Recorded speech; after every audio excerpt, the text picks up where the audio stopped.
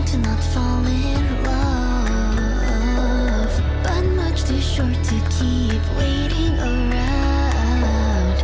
We run ourselves into the ground. Oh, I'm terrified to tell you.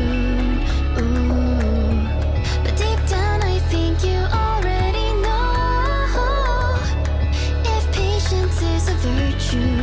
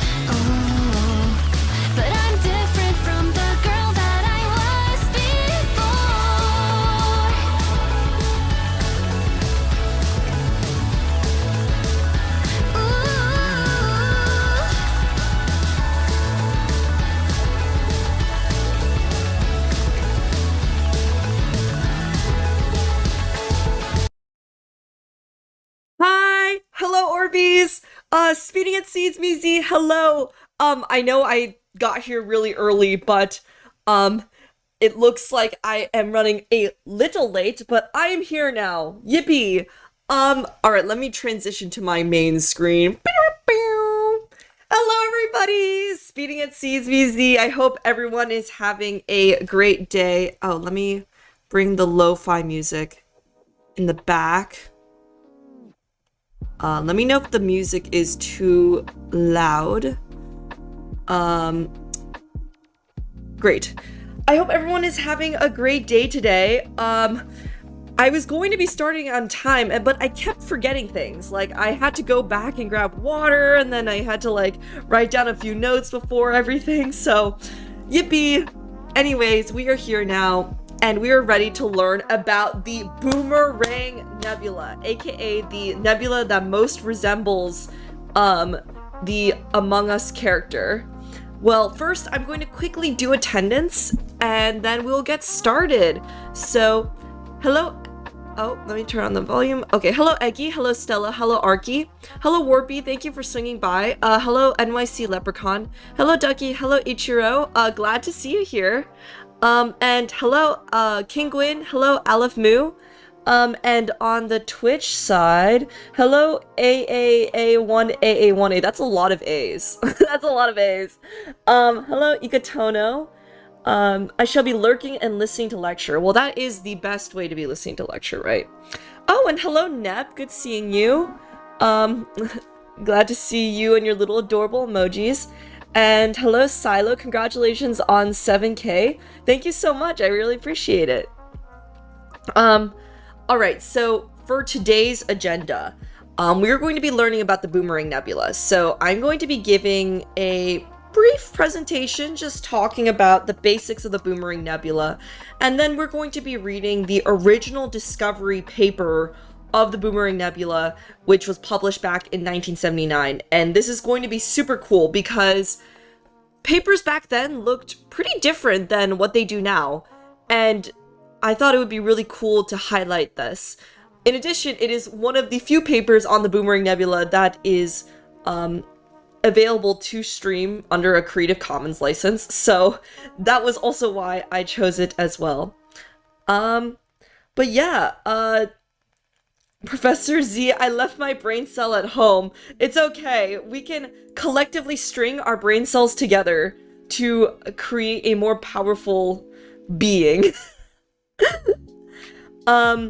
Yeah, so I don't know what my streaming schedule will be for this week, just because I think I mentioned this last time, but I am going to be traveling. But I may be able to stream Friday morning, very to be determined. Communal brain lol. Yeah, I've been hearing a lot about this show called Pluribus, and I've been seeing like clips of it, and that's exactly what I was thinking about. So to AA1AA, we can be like the hive or whatever they call the Pluribus people and merge into one communal brain. Well, in terms of fun announcements though, I did release a new video on my visit to the American Astronomical Society meeting in Phoenix, Arizona. So if you haven't already, go check it out. It's on YouTube. Let me drop my YouTube link for the Twitch folks. I worked really hard on making this vlog, so I'm super excited to be sharing it with you guys. Today's stream might be a little bit short because I am a little bit sleep deprived, so I might actually get some sleep after this. But without much further ado, I think we should get started. And also, if you have any questions, please do not hesitate to drop them in the chat, and I will get to them.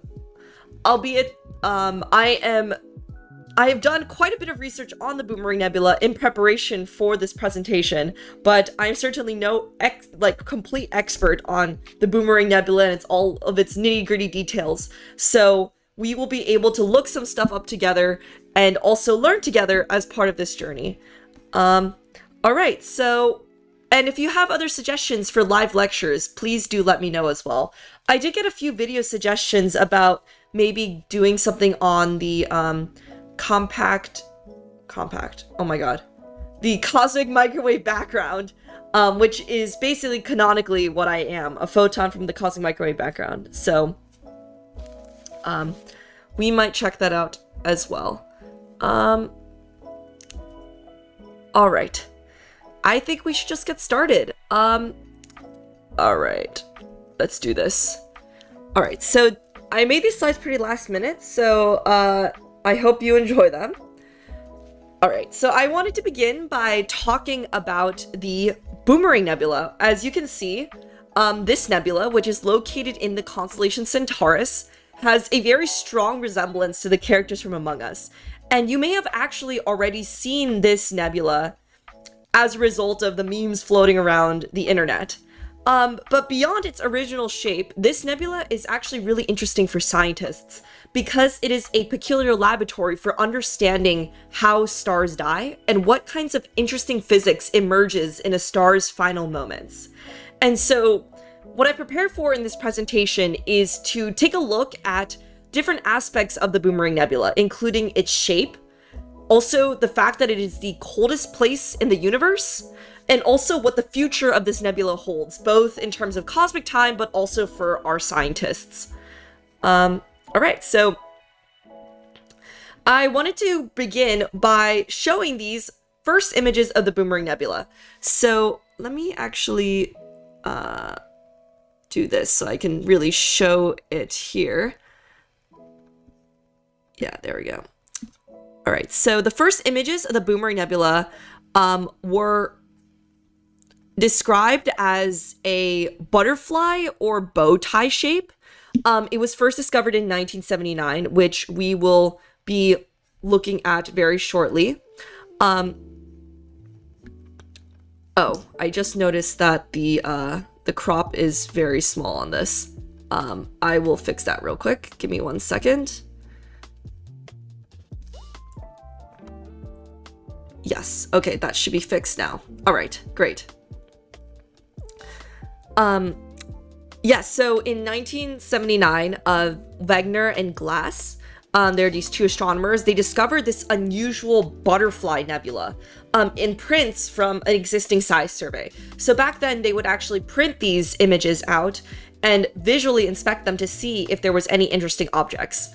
Also, back in the day, if they wanted to look at events that changed over time, you'd have to like flip through images and see if anything changed. So it was a very like undigitized world of astronomy. Also back then, these telescopes were much smaller than something like James Webb. And so they weren't able to see the greater detail that we can today. And they only saw this ghostly shaped outline, which led them to name it the Boomerang Nebula.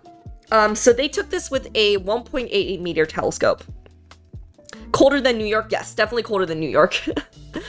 And in 2014, so this was in between that time period.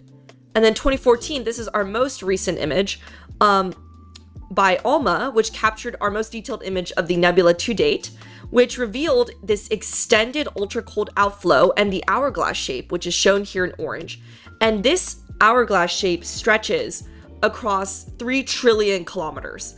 And so for context, that's actually about 1/3 of the distance from Earth to our nearest star, Proxima Centauri. So this is an incredibly long outflow. So this nebula is surprising because the Boomerang Nebula is created by a single dying star. It's a type of nebula known as a planetary nebula, which marks the final evolutionary stage for stars similar to our sun. But that name is also a bit of a misnomer. Planetary nebulae actually have nothing to do with planets. It's just that the first time that they were discovered, they were assumed to look like planets, and so were named planetary nebulae. Now we know that they don't have anything to do with planets, but rather are the final stage of life of sun-like stars. So when a star like our sun exhausts the hydrogen fuel in its core, after billions of years, it can't support itself against gravitational collapse. And as a result, the star becomes unstable, and it leads to pulsations and ultimately an explosion that sheds its outer layer outwards. And typically what is left over is a white corpse. It's known as a white dwarf. And the material that we see around as a beautiful planetary nebula, like shown here in this animation, are the outer layers of the star that have exploded out. Yes, no, this is really, really cool. I'm sorry, Teacher Z, for coming late. No worries, no worries. You came in at a good time. You came in at a good time. We're talking about planetary nebulae, which is the final stage of life for sun-like stars. Forbidden donut. Well, actually, Arky, it's great that you point out the shape, because this is what a typical planetary nebula looks like. It looks like these symmetrically expanding bubbles of gas, which is what you'd expect if an outer layer of a star becomes ejected out. But the Boomerang Nebula, like I showed before, doesn't resemble a typical planetary nebula because it has that narrow hourglass shape. And that is actually due to some very interesting physics that's taking place. I did also want to put a quick aside that this, I'm forgetting what this is called. I have all the images cited at the end of the slideshow, but this is one of my favorite planetary nebulae because these photos were actually taken over the span of years, and we've actually been able to see this planetary nebula expand out and diffuse into space. I thought it was called a planetary nebula because the remnants form new solar systems. Well, then all material out in space does eventually get recycled to form new stars. That is true. But I believe the reason why it was called a planetary nebula in the first place was because the small, colorful nebulae were assumed to look like planets. Some of these are like blue and small, and they kind of look like Neptune and Uranus. But that being said, all material does eventually recycle, and so you could say, of course, that, you know, this material would also help create new solar systems. Paused Ultrakill to be here. Thank you, Credo, for stopping by. Yes, no, it's beautiful. I actually have a, like, postcard with this star on it. It's one of those, like, lenticulars where you can, like, rotate it around and it, like, moves a little. It, like, animates. So yeah, no, I really, really love this. And so I wanted to highlight, this is what a typical planetary nebula looks like. So the Boomerang Nebula is different. Let me move myself over a little bit just so that I can really highlight what's going on here.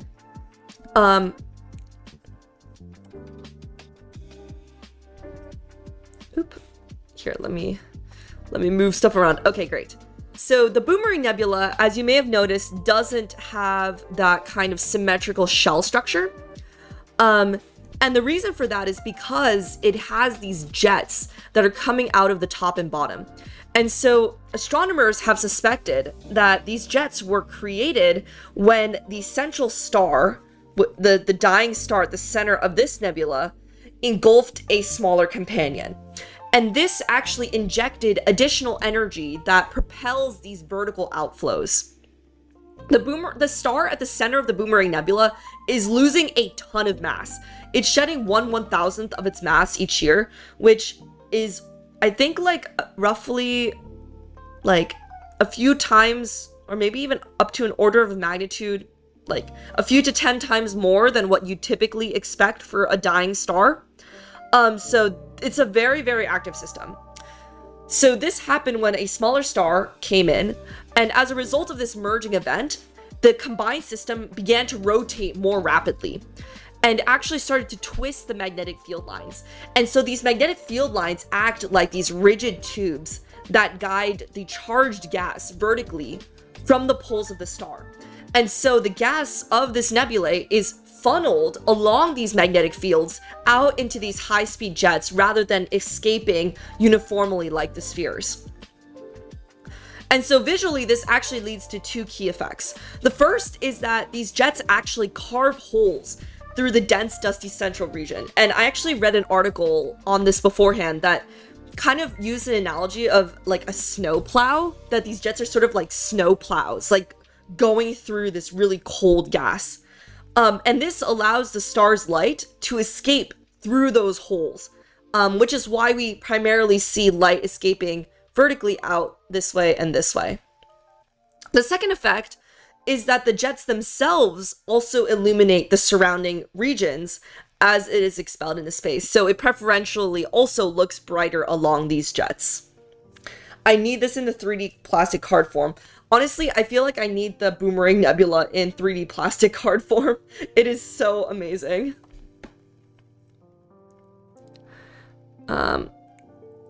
Oh yeah, and I included a little animation showing I don't know if you guys saw that. Google Slides is the best. Pew! It shows like the jets like ejecting out into space. I really tried. So that's the reason why we are seeing this unique shape. And so, as I mentioned in the start of the presentation, we're going to be talking about the Boomerang Nebula's shape, but also the next thing is why it is the coldest place in the universe. So, at the first glance, you might assume that, here, let me move this down a little bit. That these energetic jets would mean that the Boomerang Nebula is actually very warm and heated, but that's actually not the case. In 1997, these scientists found that the temperatures of the Boomerang Nebula plummet to less than 1 degree above absolute zero, which is the theoretical point at which all atomic motion ceases. It's like the lower limit of temperature in the universe.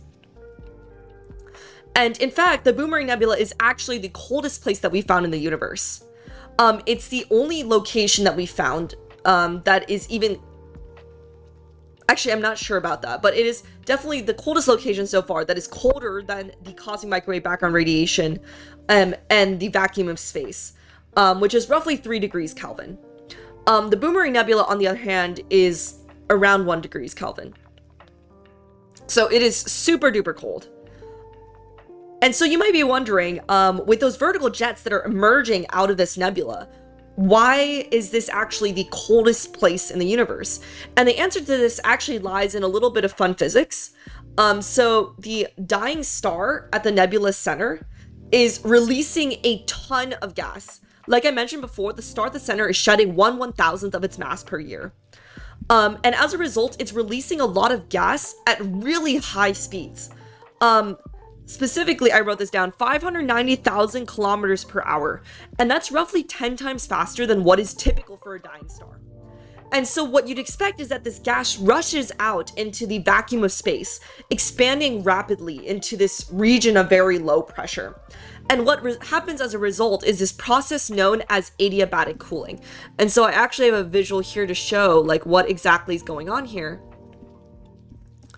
When gas expands and there is no energy added to the system, it actually cools.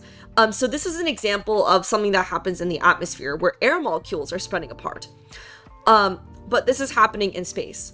And the reason why this happens is that when the gas expands, energy is required for the gas molecules to spread apart. And when no additional energy is added into the system, the gas molecules need to get energy from someplace. And that energy comes from the motion of its own molecules. And so the molecules themselves start to slow down. And that less molecular motion then means that we can achieve lower temperatures. And so that's why the Boomerang Nebula is able to cool to temperatures colder than the vacuum of space. So it's a little bit of really fun physics. This process is known as adiabatic cooling. And the Joule-Thomson effect. Yeah, no, there's a lot of different names for this. It is widely used in a lot of things. Actually, while I was preparing this presentation, I saw that some people were using this to cool, like, for like cooling purposes. So yes, there's a lot of different applications for this, a lot of different names for it, but it's a super cool physical process that has led to the Boomerang Nebula being the coldest place in the universe. Space refrigerator. Yes, exactly. Hi, see, this is the first time I watch you live. Awesome. Thank you so much, No Never 4409. Why do they need energy to spread apart? Well, if you imagine what's going on in space, the gas that is being ejected out of the star is rushing out into the vacuum of space. So it's expanding out into this region of much lower pressure. And so it's, as it's expanding, it cools. This is so strange to me. The star's light doesn't counter with any heat. Well, if you imagine the jets are very, very large. As I mentioned earlier, the size of these jets is around 3 trillion kilometers. So that's roughly a third of the distance from Earth to our nearest star, Proxima Centauri. At those distances, the effect of the star is very minimal. You are at very far distances from the sun, not the sun, the central star, and it is moving at an extraordinary speed. Can there be anything colder? Yes, actually, I remember last stream when we were looking at clumpy galaxies, we went on a bit of a tangent to see what was the coldest thing ever produced. And let me see if I can actually pull this up. The coldest temperature ever recorded was, I think on a scale of a few picokelvin.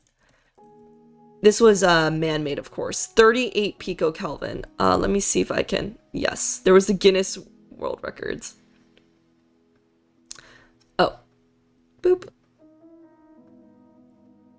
So the Qantas team achieved 38 picokelvin, just 38th trillionth of a degree above absolute zero. And this was created by this Qantas group in Germany.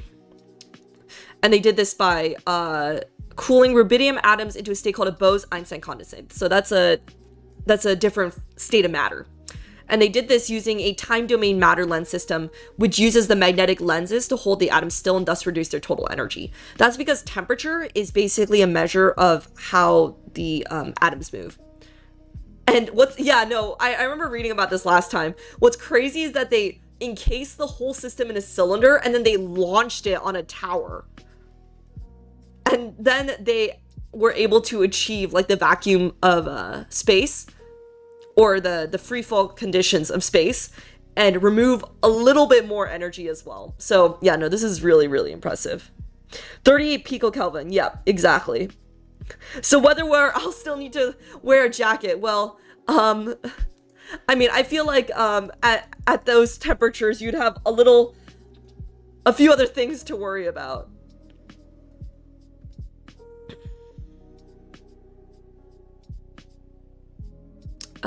Yes, let me try to find my slides again.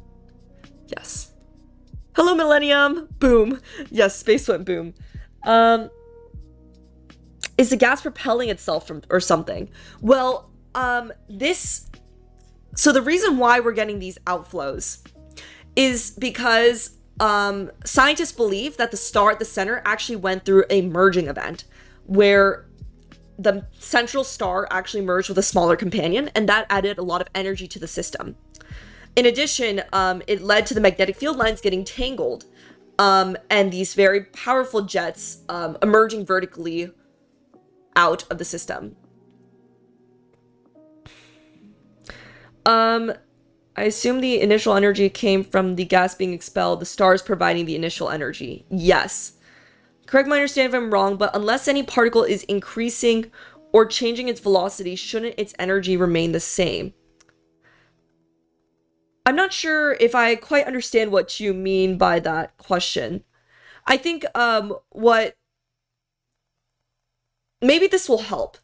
The idea is that the energy is required for the gas molecules to spread apart, and that energy needs to come from the motion of its own molecules. And then less molecular motion then means lower temperatures, because as the gas expands, it cools. And that allows the Boomerang Nebula to cool to these extremes.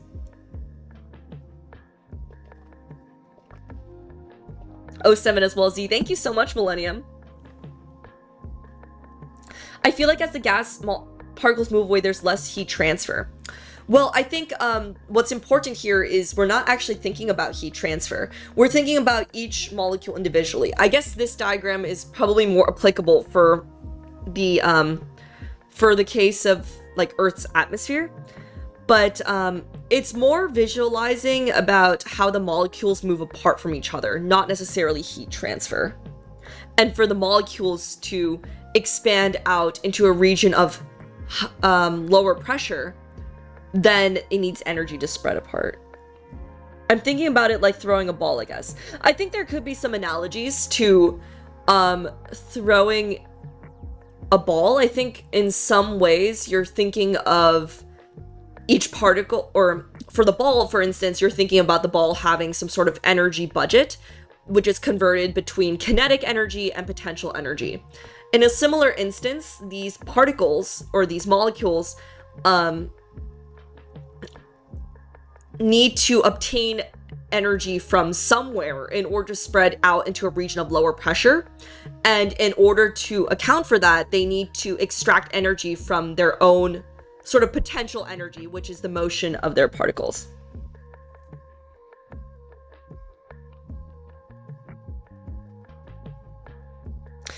If I throw a ball, so long as no external force is applied, it can travel indefinitely. But a vibrating ball wouldn't lose its vibration for how much distance it has to travel, since nothing is changing its initial momentum. But I think what's different here is if you throw... So if you're thinking about a ball that's vibrating, like moving out into space with no friction or no additional forces on it, that's quite different from what we're envisioning here, which is that we do have external forces caused from going from a region of high pressure to lower pressure, the vacuum of space. I hope that answers your question. I want to guess that the venting areas are hot and the streams of gas are cold, and this wild temperature change also adds some energy too. Yeah, no, this is a very complex system. Yeah, the outflows themselves are highly energetic. And this is also a system that is incredibly extended in length, with such a big temperature gradient from the surrounding region as well. Yeah, so this is a really cool aspect about this nebula. Suppose it's time to open a physics textbook on thermodynamics. Yeah, no, thermodynamics is great. I mean, it's really cool about how, you know, understanding stuff like thermodynamics could be applicable to these incredibly huge structures in the universe. I feel like it's crazy to think about how things on the particle scale could ultimately lead to these giant changes on the scale of light years. Thanks for the digression though. Yeah, no problem. That was a good question, yeah. Alright, so that was a bit about the coldest place in the universe. And so the next question that I wanted to answer is, what is the future of this nebula? And so unfortunately, I do have some bad news. Eventually, the star at the center will keep shedding mass, and eventually it'll actually dissipate into the surrounding region. So it won't permanently be the coldest place in the universe. Eventually, it will fade out, like so. Oh, this is so sad.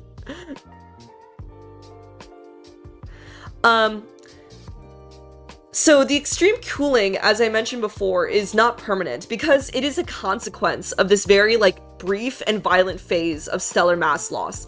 As I mentioned before, the star at the center of the Boomerang Nebula is losing 1/1000th of its mass per year. So eventually, the outflows will slow and the nebula's temperature will gradually dissipate. We're talking about billions of years though. I'm not quite sure what the timescale of this dissipation will be. Given that it's shedding 1/1000th of its mass per year, it would certainly have to be less than 1,000 years, so maybe within a few centuries or so.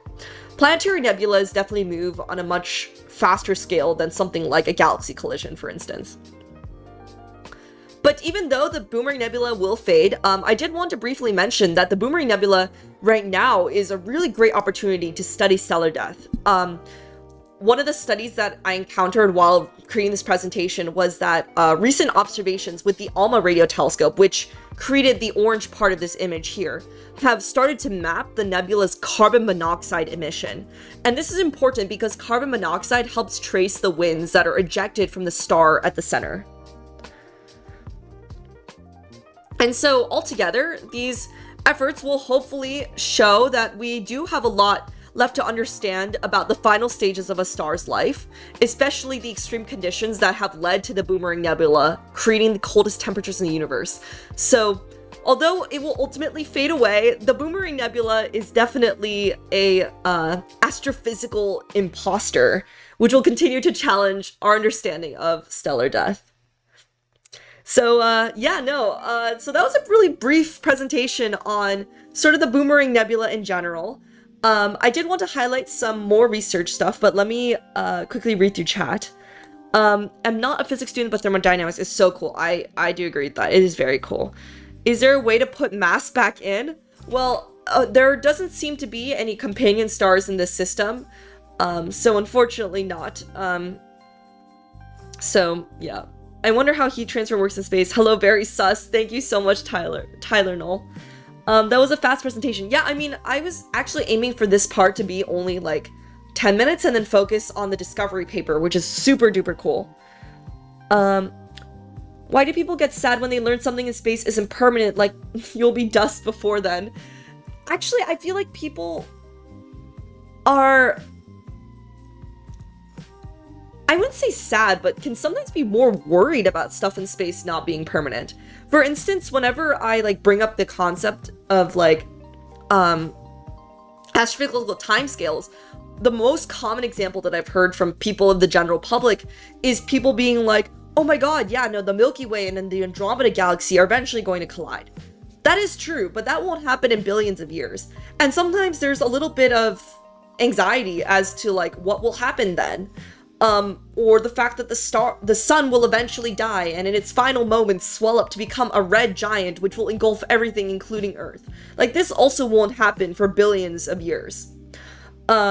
I think there's also a whole body of literature and popular science books on like the heat death of the universe or like the big crunch. And I think like, if anything, the fact that these astrophysical timescales are so long is what makes people more excited about the possibilities as to what can happen in space. But yes, nothing to worry about, of course, but I think it's sometimes very amusing to see like how people interface with scientific communication. And the most interesting example I've seen for that is definitely people who are concerned, or honestly people who are more curious to learn about like the death of the universe, even though it is billions of years out. I've been just having fun listening along. Well, thank you, Stella. Glad you've been enjoying. There's this book I really recommend, Stella, since you're here and since we love book recommendations here. It's this book called The End of Everything by Katie Mack. I actually have it up on my bookshelf. I don't have many books here, but I have it up on my bookshelf because I actually got this book signed. It was really great. Katie Mack is absolutely amazing. But the book describes the different ways in which the universe can end. It is like a more popular science book, but it also means that it's very accessible if you haven't really read about this kind of stuff before. Signed, yeah, no, it was great. Yeah, I actually met her, I actually got lunch with her, she was great. Yeah, no, she's amazing. She does so many cute little things for science communication. I think she also collaborated with like this comic book illustrator to talk about the end of the universe and some other really interesting things. Are there any space cowboys? That's a great question. I wish I could know. Speaking on the end of the universe, go watch Time Lapse of the Future. Is that a YouTube video? Time Lapse of the Future by Melody Sheep. I'll have to check that out. The galactic merger sounds to me like plenty of time for us to either move out by them or evolve into something else that can or doesn't sound that concerning to me. Yeah, I mean, honestly, the galactic merger would likely lead to little to no effects for the solar system if, well, we'd have other things to worry about, such as the sun dying. I think there was one thing that I read, though, that it could be possible that, you know, the solar system is ejected out of the galaxy. But that being said, like, it's not going to be as... I think one of the hypotheses that I've heard... I wouldn't say hypotheses, but one of the concerns that I've heard is that, oh no, the solar system's going to be flung out of the universe, or it's going to collide with other stars, or, you know, we might encounter a black hole as a result of this galactic merger. And I assure you that that will not happen. Galaxies are, surprisingly enough, still made out of mostly empty space, and it is unlikely that, you know, the sun and the solar system will collide with another star. Speaking of sign, what is your star sign? Oh, astrology in the chat. No, the astrologer is not present here. Yeah, even if we were ejected out, it wouldn't matter too much. Exactly. And even if we were ejected out, we would still be bound by the local group. Exactly. And it wouldn't be a situation in which, like, a star comes between, like, the sun and us, if that makes sense. No, the astrologers in the chat, please. You Orbeez. Ain't the astrologer my Oshi? No, nuh-uh, not allowed. Not allowed. Oh, you guys are great. Alright, let me drink some water real quick. A summoning ritual. Oh my god.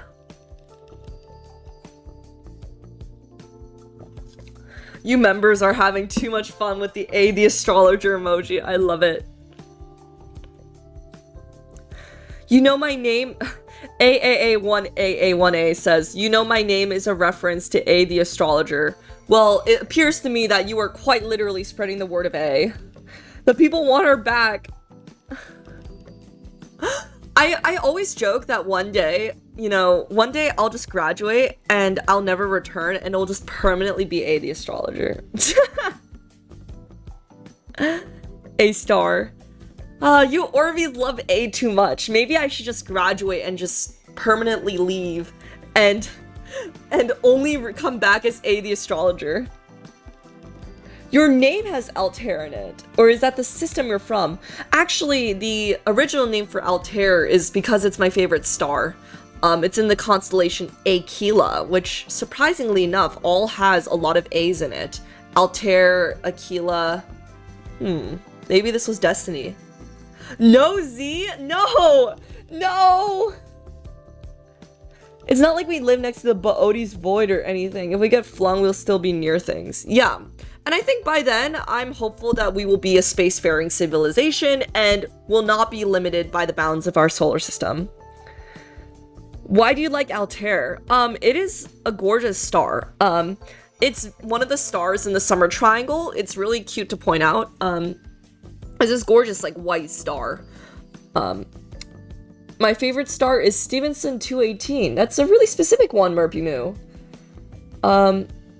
yeah, that's like oddly specific, actually. I'm wondering if you Orbeez have favorite stars. Reincarnated as B the biologist? Okay, actually, a little bit of story time.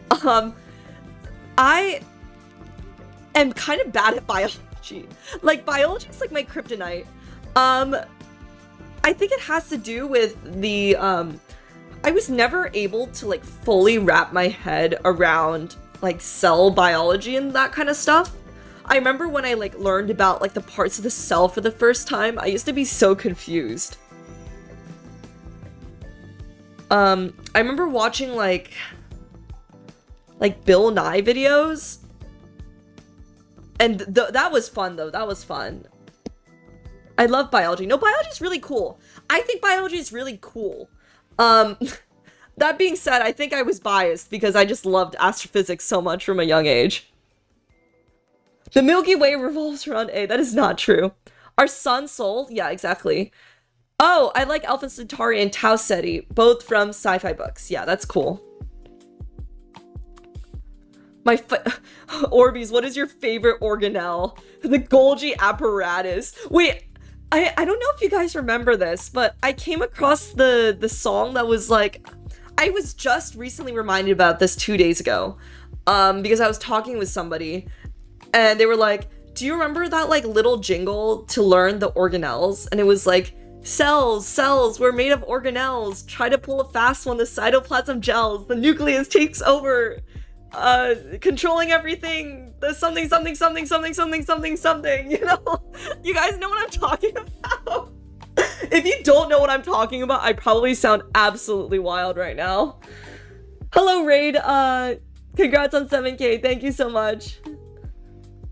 Not that song. Wait, it was so catchy. I used that in my bio classes I taught in school. Yes, Ichiro, you know what I'm talking about.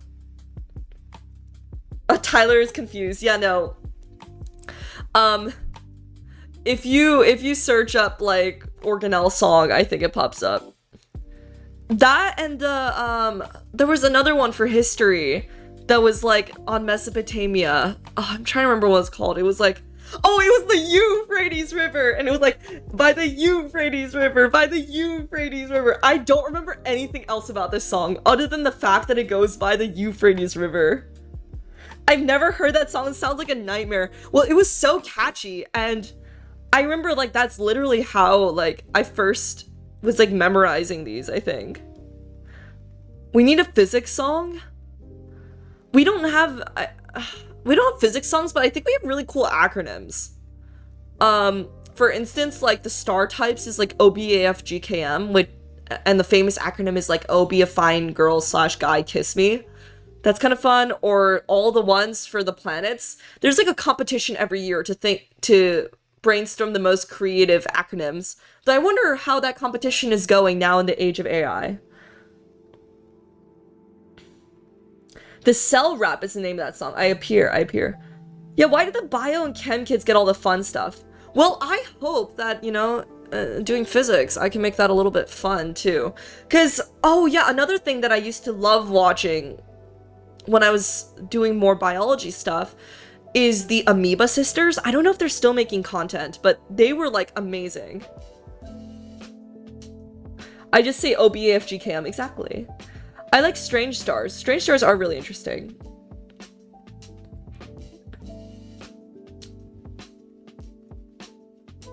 Math majors. Well, nice to meet you, Convergence Series. I love your username. Representation theory. Oh, that's cool. Aleph Mu, math is kind of cool. Wow. We got a lot of people in the math camp today. They're still making content. Oh my god, I love that. I love that for them. Amoeba series carried during high school. Yeah, no, I just love their videos. I feel like the peak physics video isn't like Amoeba Sisters or anything like that. It's like some random like 480p like blurry video of like somebody writing on a whiteboard to help you do physics. Like I feel like that is kind of peak. Oh, or there was oh my god, I'm blanking on what this was called. There's a series that I was using to help people learn physics. It was like these guys. Yeah, flipping physics. Well, it was one guy and he'd pretend to be like multiple guys and like teach like the AP physics courses. And I know those are usually a pretty big hit. Math representation. Well, welcome Windfall Conjecture. We have some more math people on the YouTube end as well if you want to meet some folks there.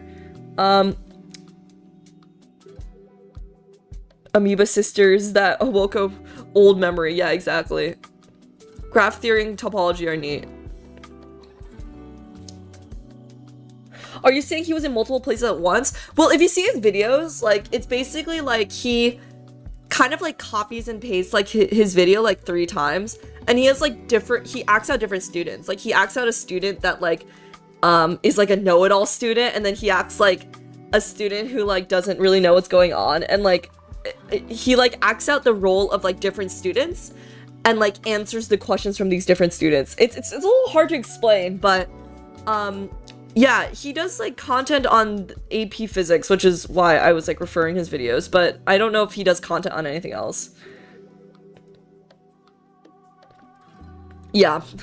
Anywho, oh my god, we spent so much time talking about I guess the YouTube folk are talking about combinatorics, and we've also been talking about Amoeba Sisters and biology. No, biology is super cool though. I think honestly another really interesting field is astrobiology.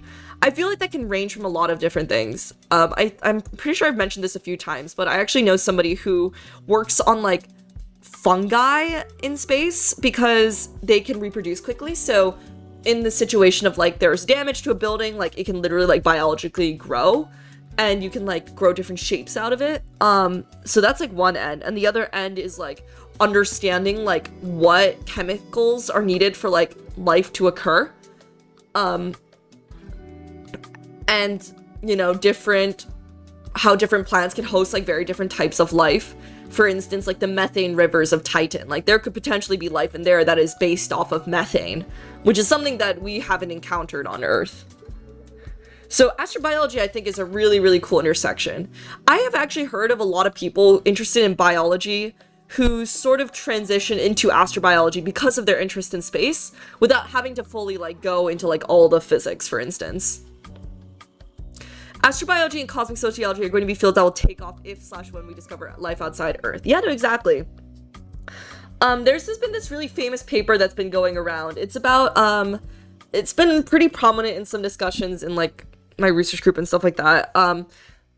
It's been delving into why we do astrophysics.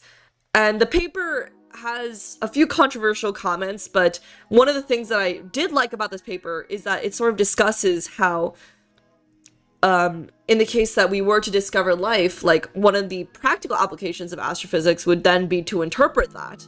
And I think, like what Stella mentioned, astrobiology is going to be really, really important if we discover life outside of Earth. But I think it is already important now for exploring moons around Jupiter, like Europa, that have literal liquid oceans underneath their surface.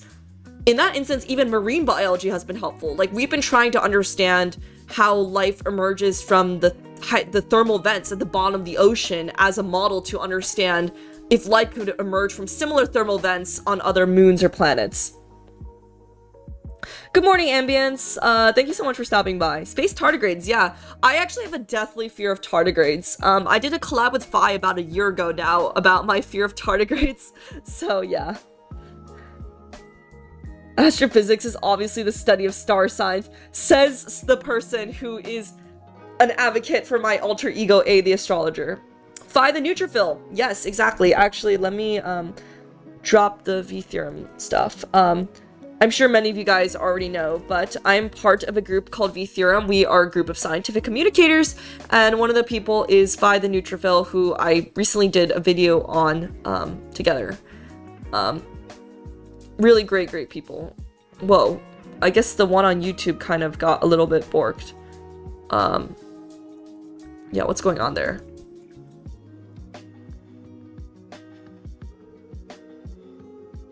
Oh, there we go. Okay, there's the full message. Wait, that's kind of cool. Yeah, no, it's great. Yeah, and so my genmate Mylan does psychology, Phi does cell biology, Nep, who was here earlier, does horticulture, and then Saidere does psychology. And for the science communicators in the chat, we also recently released an interest form. If you are interested in joining V Theorem group, you should check out the X account there. But yeah, I'm sure many of you guys already know that I'm part of the group. But yeah. Alright, and then quick image credits. I'll have these slides linked in the description after the stream. Alright, so I did quickly want to go over the last thing, which is the paper of the discovery, which is actually very short. And I wanted to show this because it is really interesting to see how paper structure has evolved over time. Like back in the ye olden days, like in the era of Newton, like papers didn't even have a structure. They didn't have abstracts, introductions, results, discussion, conclusions like we'd assume in the past, that we assume today. But in the past, they used to be more like letters. And some of these papers back in the day would literally be like, start out being like, "Dear Queen of England, I went on this expedition to so-and-so place to try to figure out this." And it was like structured like a story. Like they used to be narratives. And it's only been in more recent, like, century or so that we've had this elaborate, clear-cut structure for papers. This discovery paper that I'll cover in just a moment does have a structure, but it also kind of borders on this less structured format that I thought would be really interesting.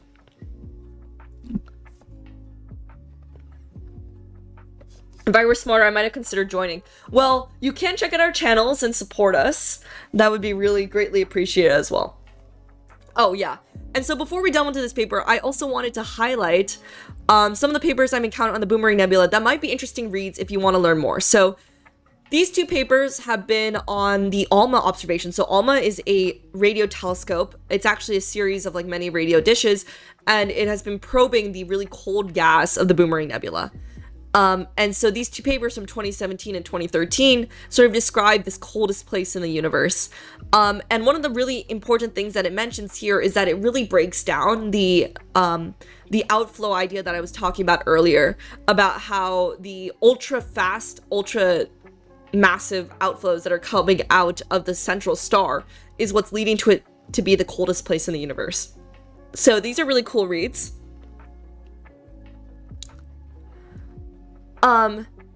The next one here that I also wanted to highlight is a more recent paper, which was in 2025, it actually goes into ALMA observations of carbon monoxide in 5 planetary nebulae. And so, as I mentioned before, carbon monoxide is really important for us to look at because it helps trace the stellar winds that are coming out of the dead star at the center of this nebula. And so ALMA, with its high resolution, has been mapping the carbon monoxide of these planetary nebulae. But what was really surprising to me was that I found this after searching Boomerang Nebula on Google Scholar. So like I did a really brief search. But the Boomerang Nebula itself was actually not studied as part of the study, but it is mentioned as to why it is important for us to be looking at carbon monoxide. But it does look at these really pretty planetary nebulae, so I also recommend this as well. And the other thing that I encountered, if you want to read more on the literature of this nebula, is that actually some of this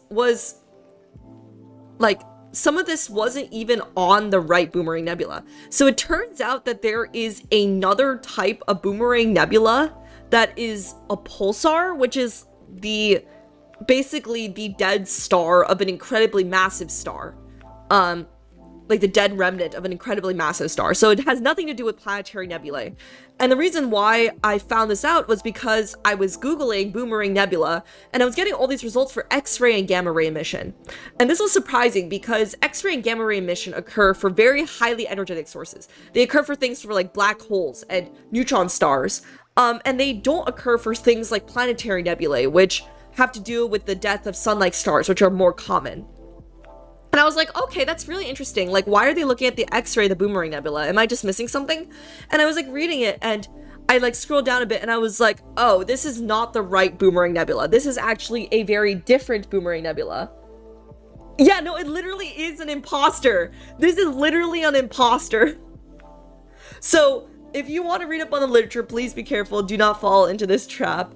But there's a lot of really cool stuff about this nebula too. Apparently, it has to do with the highly energetic pulsar at the nebula's center, leading to gamma ray emission, which are incredibly energetic particles. That's so cool, you know. So cool, but it's not related to the Boomerang Nebula. And so I wanted to end the stream by going over the original discovery paper. So I'm not sure how long this will take, but we'll read through it together. And I wanted to show that papers back then looked really different. So this was in 1978. So let me quickly pull this up real quick. Let me see.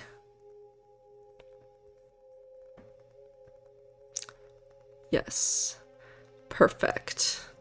Actually, let me try to make this a little bit wider so you guys can get a better view. I love how simple this title is. A new bipolar nebula in Centaurus. Yeah, like papers back then didn't even have that much like structure. And nowadays they have like a bunch of stuff on the side with the DOI number and everything. But back then it's like black and white and very simple. Pulsars in general are really cool. I do agree with that. How many stars are named Z? Well, the letter Z is commonly used as like a character categorization scheme, so yes. Whoa, it's readable. Yeah, no, like look at this abstract. Okay, so we're gonna just start by here. So Wegner and Glass at the South African Astronomical Observatory. Like, look at how short this abstract is. A new bipolar or butterfly-shaped nebula has been discovered and shown to have an infrared axis. The spectra of the central object and wings are of similar type around G0. No emission lines are apparent. The infrared axis appears to be due to thermal emission from dust. So basically what they're saying is that there's a lot of infrared light, and this may be due to dust. And G0 refers to the type of star that is present, if I recall correctly. No emission lines are present. Yeah, like, I just love how simple this is. It basically just goes through the discovery. So let's just quickly skim through this.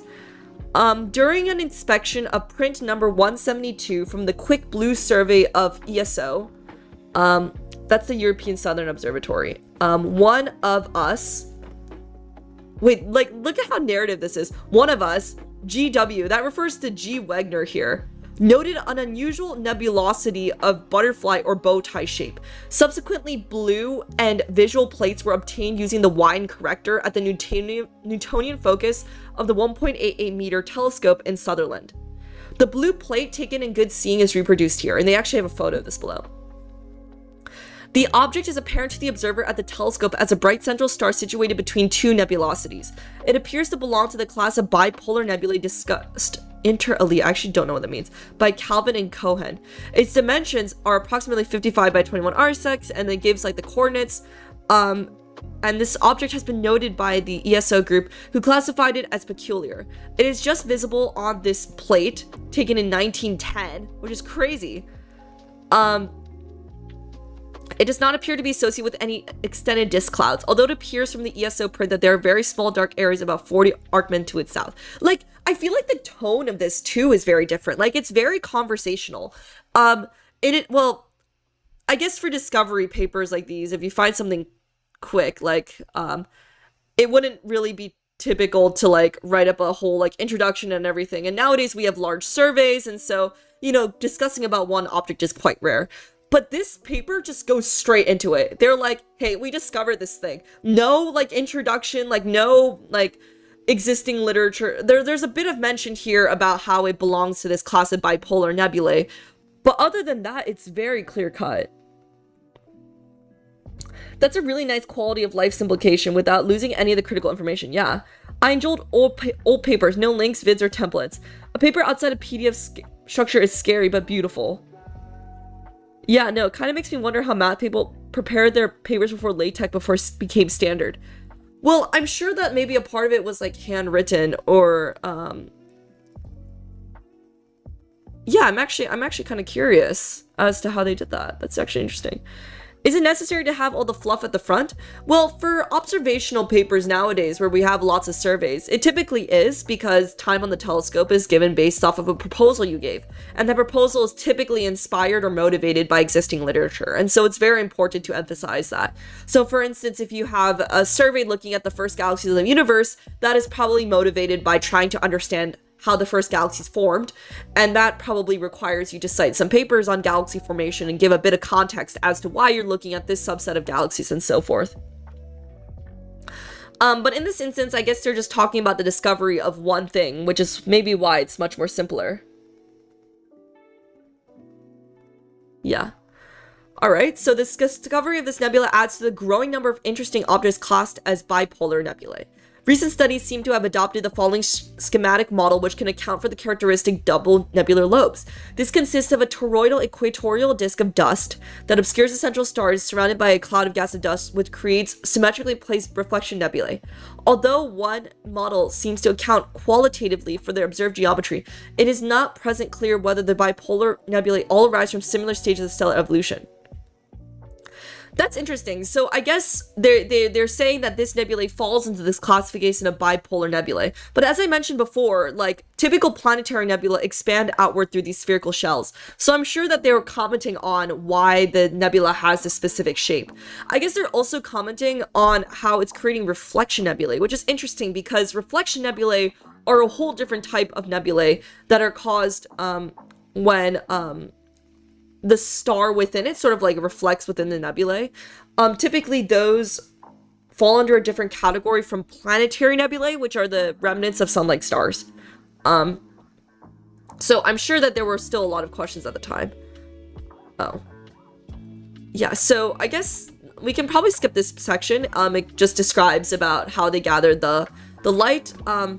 Maybe what's interesting here is that they got these metal lines, weak line, Balmer lines in a G-band. What's important about this is that astronomers, when they're trying to extract information from these kinds of objects, we have very limited clues, especially for things like galaxies that are really far away. And this is where spectra come into play. So a spectra basically analyzes how much energy do you have per wavelength. And it can also have regions of this wavelength that are completely blacked out, caused by absorption. This happens when the light has to go from like the central star of the galaxy and kind of has to go through the surrounding gas cloud to reach us. And in the process, that gas is absorbed. And from figuring out where that gas was absorbed, we can then determine like what molecules are present. Seems like they thought it was a toroidal structure too, which seems very different from what we currently observe. Yeah, I think they were thinking that, I guess we can, I don't know if, yeah. I think they were thinking that this like thing was somehow like a round torus, like a more of a donut shape. The telescopes at the time had very limited resolution, so I'm sure that they provided these hypotheses as active suggestions for future observations to take a closer look. So yeah, so they actually provide the infrared observations in, yeah, in this little table. All right, so let's read the discussion. So the optical data alone can be fitted by many different combinations of reddening and temperature. However, with the additional data, it is possible to narrow the possibilities down somewhat. In order to learn about the intrinsic properties of the nucleus of this bipolar nebula, it was assumed that in the UBV bands, the central stars redden according to the usual interstellar law. So, to explain this a little bit further, basically what they're saying is that the light of the star is reddened. That is because of dust absorption. It's this process that is actually, funnily enough, known as extinction. It actually has nothing to do with like the death of anything, but it's this idea that starlight, when it goes through gas, is absorbed and scattered, and that actually leads to the light appearing dimmer and redder. And as a result, it makes stars that are more distant appear fainter and redder than they are.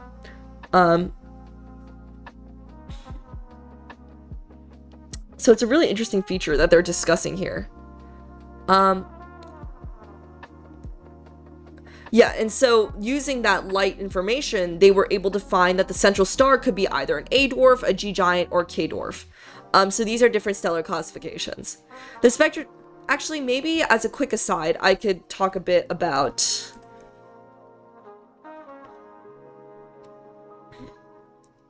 Is our sun a G dwarf? Our sun is a G main sequence star. Oh my god, the Great Mnemonic Contest. We can also look at that next. Let me try to pull up the... There's like a really good description of this. I guess this is the best I can do for now. Okay. Yeah, so these are different types of stars. Oh, let me cover up chat. And they also correspond to different colors. And so the O stars end up being blue and incredibly hot in temperature. And as a result, they are incredibly short-lived, because they basically are very high in temperature, and require a lot more fusion. Whoa, my voice is like going out. Whoa. Thank you, Silverpins, for following. In addition, our star here is a G star. So the temperature of our sun is like 5,600 degrees Kelvin, so we're right within this range. And then, they're saying that this could potentially be like upwards of an M dwarf. So these are the red stars in the universe. These are the faintest stars, and they live the longest. And they can last a really long time. Thank you so much for streaming this. Well, thank you so much for stopping by. Actually, let me take a look at the mnemonic contest. Oh, I guess this is for a class. Yeah, so the very famous acronym for this is O be a fine girl, kiss me. To remember OBAFGKM. Oh, that's so funny. So it was for this class.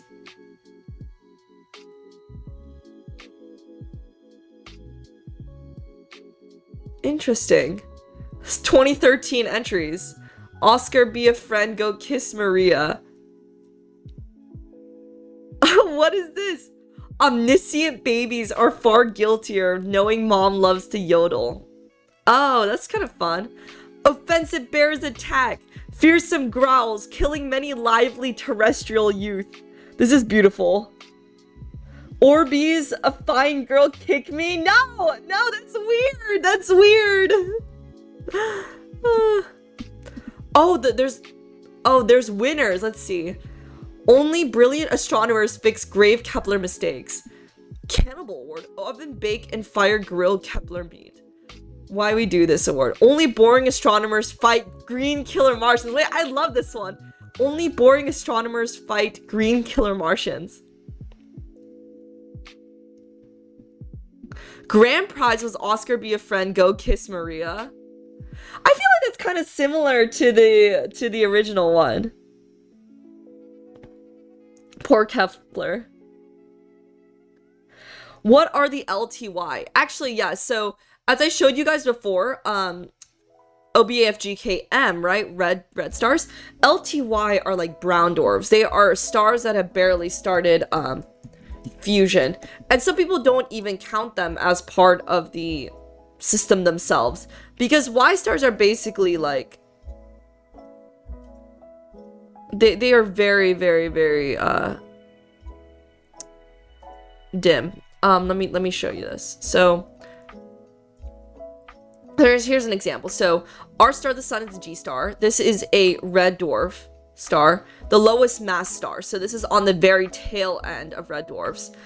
And so these stars are kind of LTY, and you can kind of notice because they're no longer in solar masses, they're actually relative to Jupiter masses. And so you have brown dwarfs that are like roughly this big, an old brown dwarf, and compared to Jupiter, they're very similar. And so up to M is basically the cutoff for stars. But some people like to include LTY as part of the brown dwarf community as well.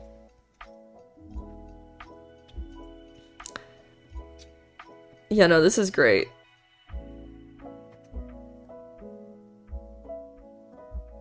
There's even a Roy G. Biv. Oh, they also did one for planets, too. Like Mercury, Venus, Earth, Mars. They're like barely above Jupiter. Yeah, exactly. All three of them are brown dwarf classifications. Yeah, and I think there's actually more.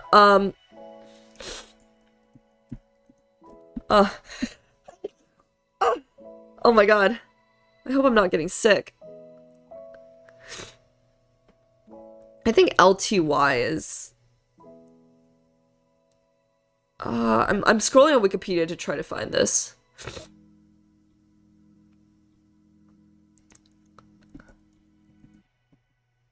Or LTY for brown dwarfs. Oh, I can't find anything on their categorization. Yeah, I thought there was more. They got the L because they couldn't make the cut. Yeah, no, exactly. Maybe it is only up to LTY.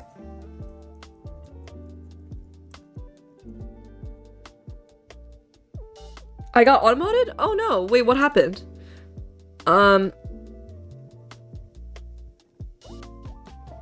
Yeah, so the reason why they were originally, oh, gotta go now. Thanks for the fun and educational stream. Thank you so much, Stella, for stopping by.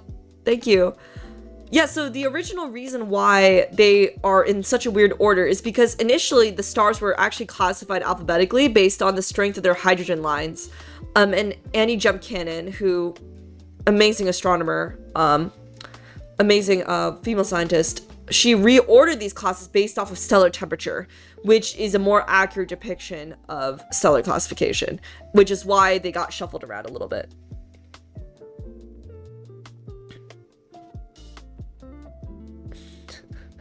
About not getting sick? Yeah, no, I don't think I'm getting sick. I hope. I already got sick like a few months ago too. If I get sick again, I'm so cooked.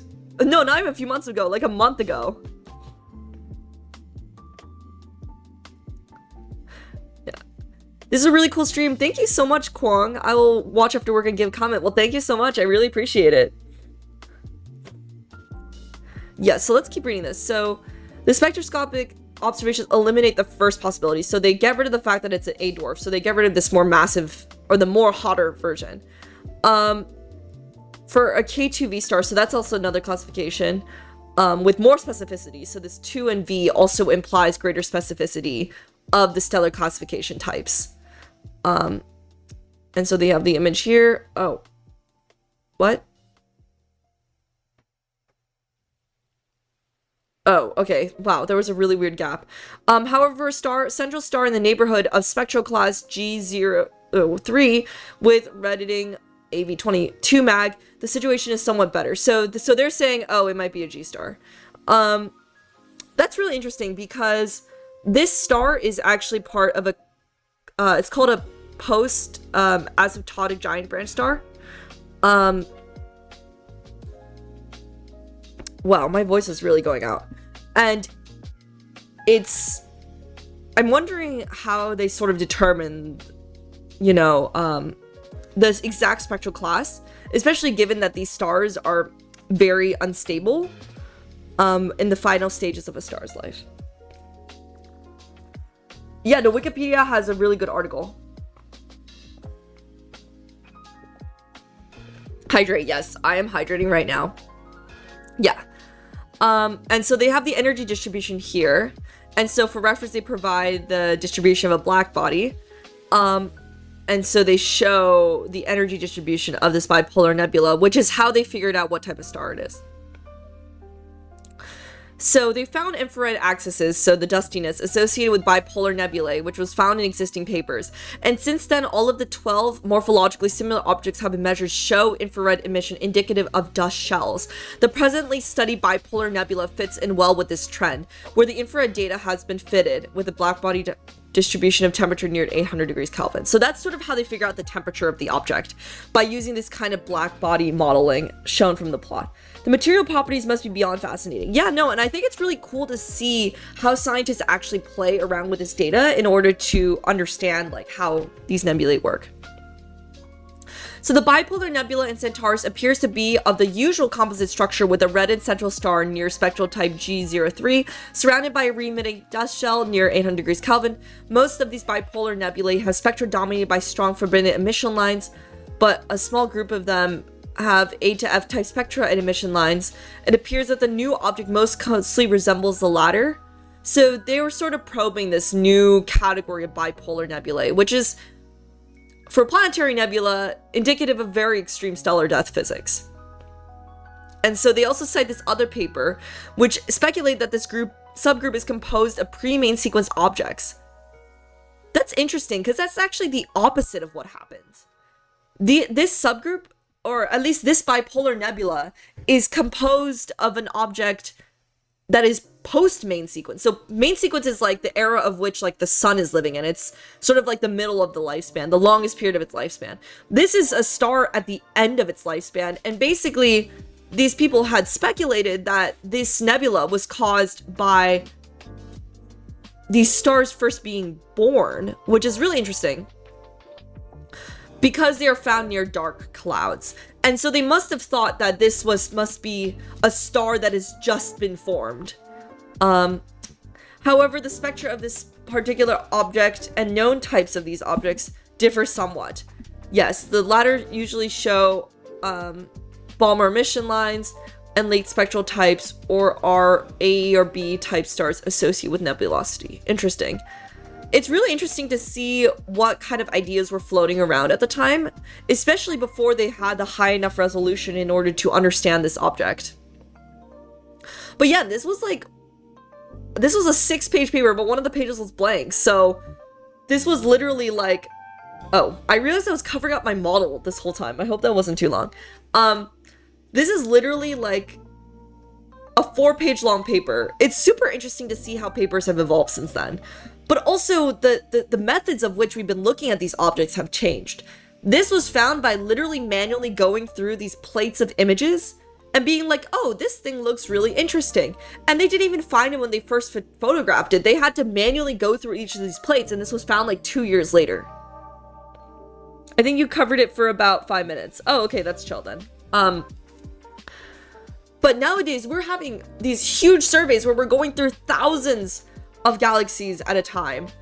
Honestly, with the Rubin Observatory, which is this new telescope that will be getting first light, I think very, very, very, very soon, if not already, that telescope will be getting millions of notifications per night. So millions of things detected per night. That includes supernovae, that includes asteroids, that includes galaxies. And to think that that is within one night, And back then we used to manually go through these plates. I feel like astrophysics now has been expanding the quantity of data that we've been playing with. It's kind of like it's kind of a good problem to have. Like, we have so much data, so many really cool things to look at.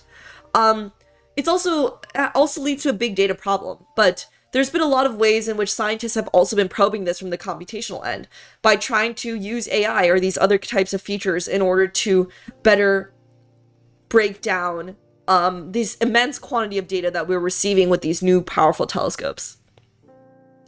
But it's really crazy to think that we really started out like this. I actually discussed this in my... I'm gonna pitch my little vlog again, because if you haven't already watched my vlog on the American Astronomical Society meeting, one of the really great talks, Marcia Ricci, yes. Yeah, one of the really great talks was by Professor Marcia Ricci, and she was saying that when she first started in astrophysics, she was literally going through these plates manually to try to find really cool things at a small telescope. And now she works on James Webb, which is this huge international collaboration. I think it really comes to show how far astrophysics has really evolved. It's been super exciting stuff. But yeah, that's been all I've wanted to cover for today. So I hope you learned something new about the Boomerang Nebula. I hope you enjoyed this VOD. It's super, super cool stuff. And if you do have more suggestions for live lectures, please do let me know. I'm always happy to take more suggestions. That was short. Yeah, no, I was actually aiming for this to be on the shorter end of streams. But yeah. We could just make new stars with AI. No, that's not true. That's not true. We don't need the big no. I think if anything, we do need the big telescope. It's very important for these big telescopes. Actually, since we have a bit of time, maybe it might be worth going through, I mentioned this earlier, but there was a white paper that was released. Let me try to find the PDF.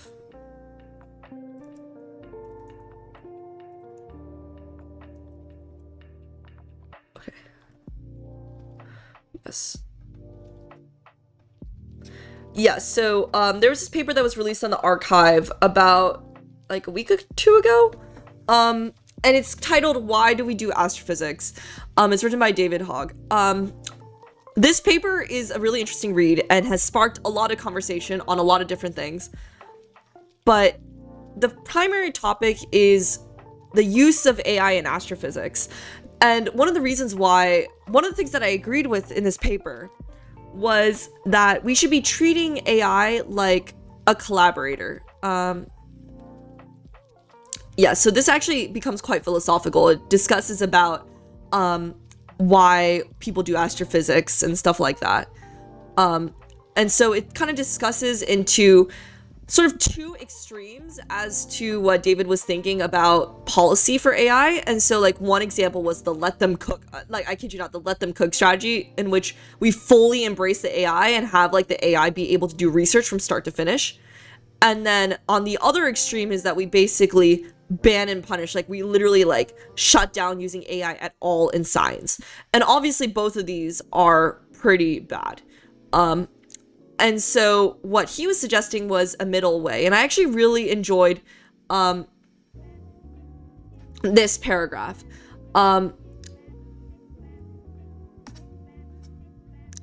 Yeah. One idea or rule of thumb is perhaps that we should or could interact with LLMs only in the same way that we interact with a non-author colleague. You might ask your colleague for help finding something in the literature, but you wouldn't ask your colleague to write the introduction of the paper you're writing. You might ask your colleague to help speed up your code, but you wouldn't ask them to write your code. Another idea is that given our respect for our readers, we shouldn't ask them to engage with something that took less time to write than to read. I like these ideas. Maybe they could evolve into conventions or community-supported best practices. And I think this is honestly a pretty interesting thought experiment. AI jump scare.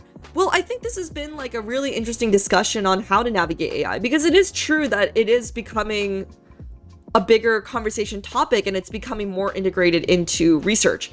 Like, for instance, they actually recently introduced this new restriction that bans adding new authors on the archive for CS, unless you get like approval from an existing author on the archive. And they were doing that because there were so many papers and so many new authors, and it makes you really wonder about the speed of which this AI is evolving has also been leading to more and more rapidly producing papers. Hi Z and Orbeez, how are we all doing? Yeah, we just wrapped up stuff on the Boomerang Nebula, and I just wanted to quickly show this really interesting white paper that has been very commonly talked about within the astrophysics community. Could you do a series on introductory astrophysics and what we should learn to study astrophysics? Oh, that would be interesting. How to... Yeah, I honestly would love to just showcase some of the resources that I've used. Yeah, but I think the first thing, if you are curious, is astrobytes. I've done a few streams on astrobytes, and I think they're some of my most popular streams. They kind of take existing research papers and break them down into lay familiar terms. And I think that's one of the great ways to start into astrophysics. There's also some really good textbooks and public free textbooks as well. There's one on galaxy formation that is really great too. This is basically the stance that my university took with AI. Like, we are allowed to use ChatGPT, but only to generate research topics or collect sources. I agree with the application of AI. It sounds more like what I think it was made to do. Yeah, exactly. I actually recently talked with an editor of Science Magazine about AI, and he was like, I don't use AI at all. And I was like, what? That's crazy. And he was like, I only use it to help transcribe interviews and like give me outlines for them. And the reason why was because he was very convinced that if you don't use your skills regularly, they will atrophy. And especially for something like writing, something like that takes a lot of practice, it's really important to keep sort of your skills in check. But that being said, I feel like this stance of sort of treating AI as a coworker also means that people need to be responsible for the code that they produce. For instance, like, you wouldn't just copy and paste code from a colleague without sort of like reading through it and checking it over first, right? I think this has been a pretty generally good way. And to sort of go along the lines of what Starly was mentioning, I also know that nowadays in like writing courses and stuff, they've actually been, I wouldn't say encouraging the use of AI, but being like, hey, you can use ChatGPT, just be sure to describe how you used it, or be more transparent about like where exactly you used it, for instance, and that you shouldn't be copying and pasting words from AI. I think I've been hearing that they've been really emphasizing the importance of, obviously, you know, from a young age, we're all taught that like plagiarism is a horrible thing to do. And in a similar way, you shouldn't just be copying things straight from AI. Treating AI as a coworker seems like a Blade Runner thing. You look unorganized. I can fix that. Actually, I'm reading this really great book right now. It's called Empires? I think it's Empire of AI. It's written by this journalist, and it sort of describes the history of OpenAI and Anthropic, Sam Altman, and all these different things. It's super interesting. She writes in such a vivid way. I've basically been reading this book like every single night because I'm on the edge of my seat at every chapter. I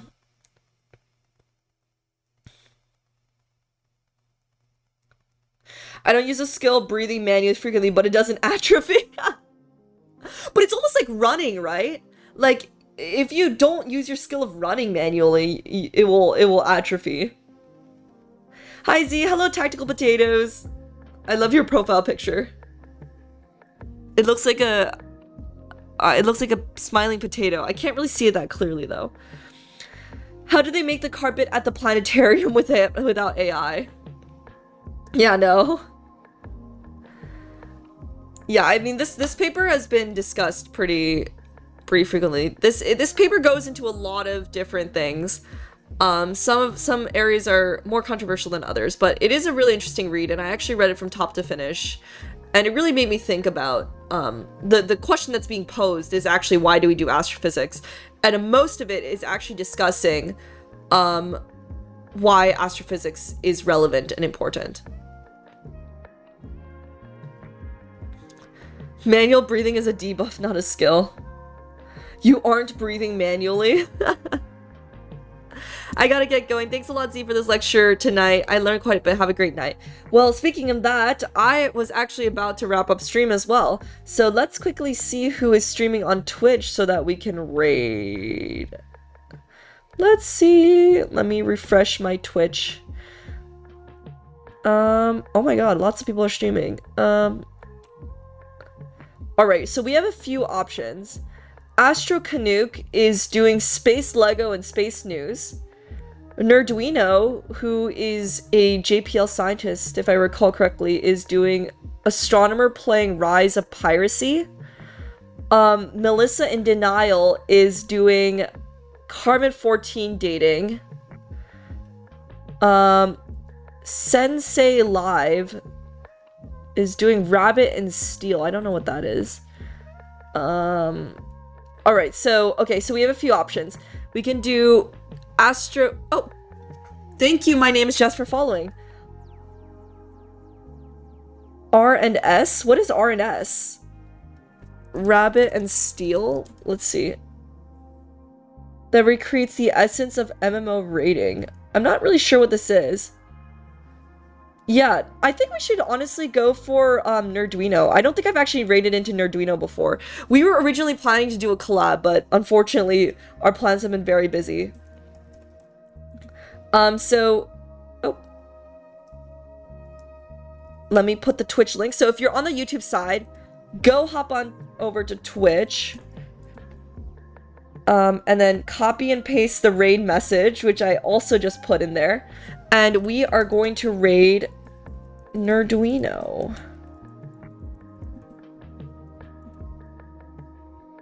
Yeah, let's go. Alright, so if you haven't already, go hop on Twitch. Go hop on Twitch. Alright, we're gonna raid. Thank you for the stream. It was very pleasant to watch. Well, I hope you learned something new. I hope you learned a little bit about the Boomerang Nebula. I read a thing about using AI that look for anomalies and flag them all as anomalies. Yeah, no, I mean, there's been a lot of stuff with AI, but I'm hopeful for using AI to help interpret the large databases that we're going to get. Alright, so go hop on Twitch. Thank you all so much for joining. I hope you learned something new. I might be streaming on Friday morning, depending on how much I've packed for my travels. But if I don't, I will probably see you guys next Tuesday. Thank you, Upside Down Engineer, for following. Alright, we're gonna get ready to raid. I will see you guys in the next one. Bye bye! Bye bye! Bye bye!